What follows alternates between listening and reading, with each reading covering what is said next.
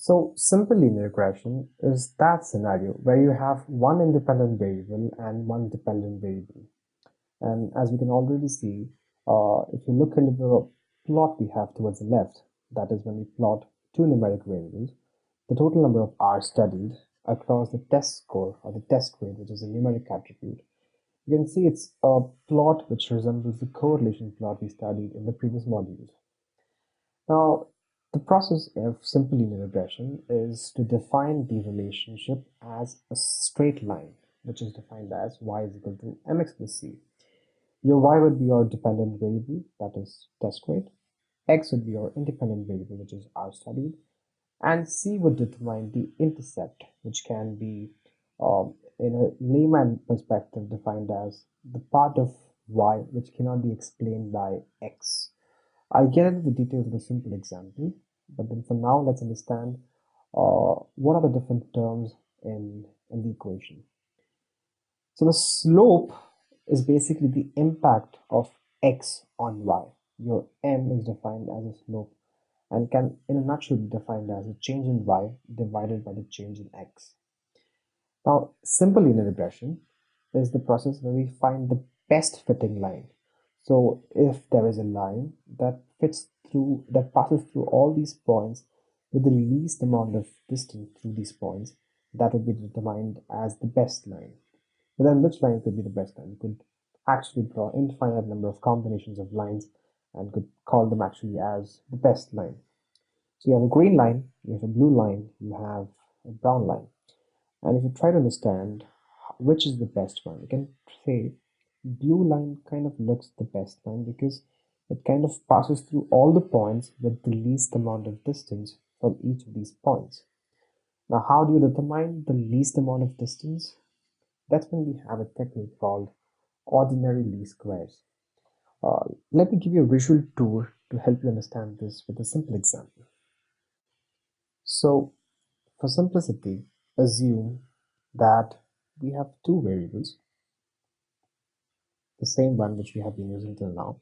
So this is the total number of hours, and this would be the total number of marks, right?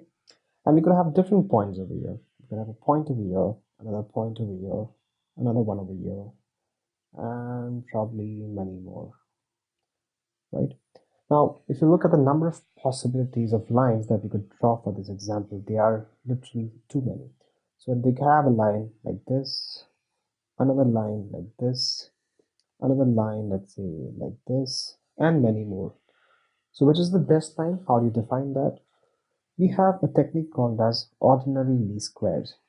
So let's say if you define the best line which has the least amount of distance from all the points that you see on the plot, we could actually calculate that with a simple metric. So let's say you are interested in finding out the distance of line 1. Let's call the green one as line 1, and then distance of line 2, and then distance of line 3, right? The black one is line 3. And let's say you get a metric towards the end. You say that a distance in terms of a simple numeric number can be defined as L1 is defined as 55 units, L2 is defined as 35 units, and L3 could be defined as 50 units. So you'll say that, okay, L3 probably looks the most promising one because it has the least amount of distance from all the points in the plot. Now, how do you calculate that? Let's just clear the mess over here. So let's say we are trying to plot a simple line. So just for simplicity, I'll draw a line over here, and you're going to find out the distance of this line. It's as simple as drawing a straight line from the point and then calculating the distance. So there could be some positive numbers, there could be some negative numbers. Now you take the square and add all of them. So you have 1, 2, 3, 4, 5, 6, and 7. 7 distinct points. And you can have a distance from each of those points to the respective line you're calculating. And if you add up all of these numbers, you'll actually get a positive number, the square of these numbers. So let's say this will be defined as D1, this will be D2, D3, this is D4, D5, D6, and D7. If you add d1 square plus up to d7 square, you get a number which will, let's say, represent the distance of all the points from this line. And the same process can be repeated for several combinations of line, and the line with the least amount of distance can actually be determined as the best line. Now this line will have an equation. That equation would be y is equal to mx plus c. Now m over here is actually the slope of this line. So if you remember, slope can be calculated using a simple formula. So you can have 2 points as, let's say, x1, y1, another point as x2, y2. Determining the linear distance between these 2 points, you can actually calculate the slope of this particular line. Now C would determine the slope intercept. So let's say this line cuts the y-axis at this point. So the slope would be determined as this distance. And if you remember, I previously mentioned, even though this can be mathematically defined as a line, as the point at which this line cuts the y-axis, it is also determined as that point of as that part of y which cannot be explained by x.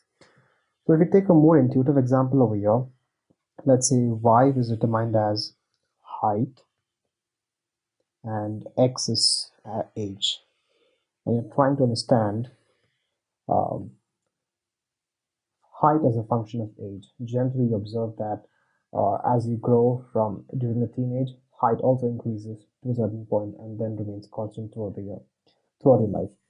But then there is definitely a portion of the height which you can't really explain because so when a baby is born, let's say the age is 0, he would still have some height, and that height would be, let's say, 1 feet. I'm just putting a hypothetical number here. And then when he's 1 year old, he would have another number, let's say 2 feet. And when he's 2 years old, another number, and then so on. So this number increases to point, and then this remains constant.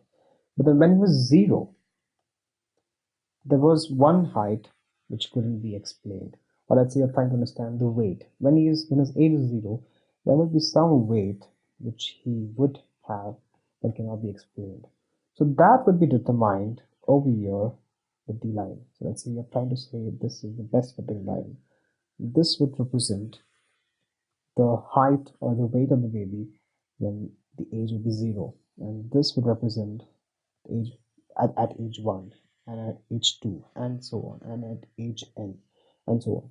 But then if you don't have the intercept, you kind of say when the age is 0, you don't really have a value for height, which is not the case. So that's the importance of intercept. So let's get back to our example over here. Now, once you have found out the equation, you can actually find out the value of y for an unknown value. You can actually find the unknown value for y when you have an appropriate x. So let's say for the same example, you want to find out, okay, what is the ideal score for a student who has studied for 5 hours? So you can actually leverage the same equation, and you will have, let's say, x as 5. So you can put in this equation and find out the value of y because you would have values for m and c. Now, one question which you would actually wonder, um, how is the best line calculated? We already have an answer for that, ordinary least squares. But since this is simple linear regression, where we have just one independent variable and one dependent variable, why don't we just use correlation? I just answered that question. It's the intercept. Because what if we want to define the relationship of y with x at x equal to 0 also?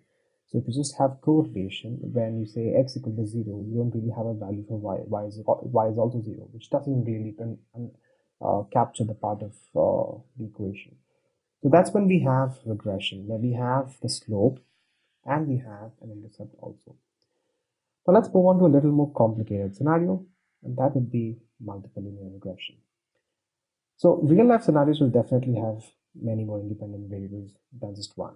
Now to model an equation that studies the relationship between a dependent variable and multiple independent variables, you can just extend the same equation which you have for simple linear regression. So I'll just make a small correction over here. It is m0 plus, yeah, now it looks better.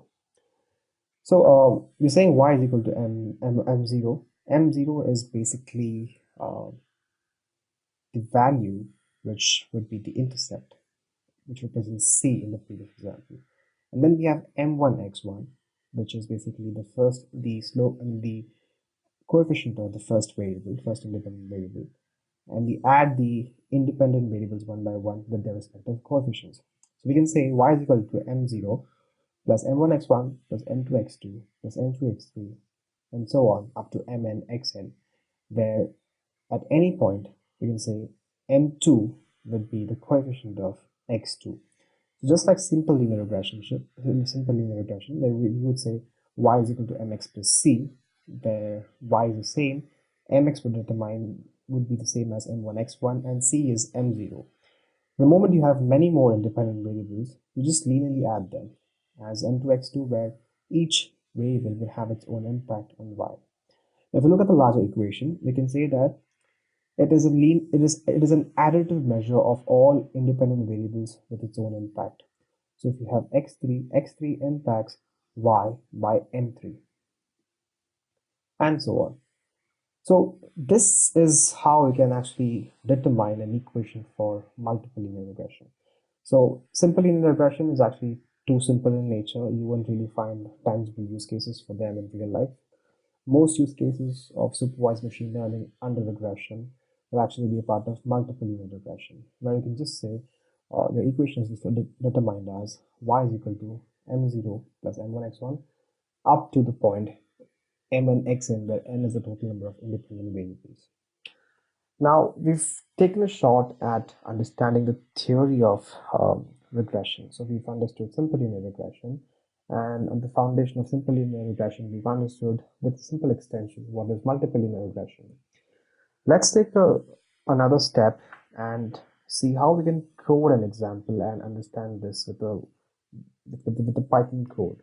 So let's move on to Spider to codify simple linear regression and multiple linear regression.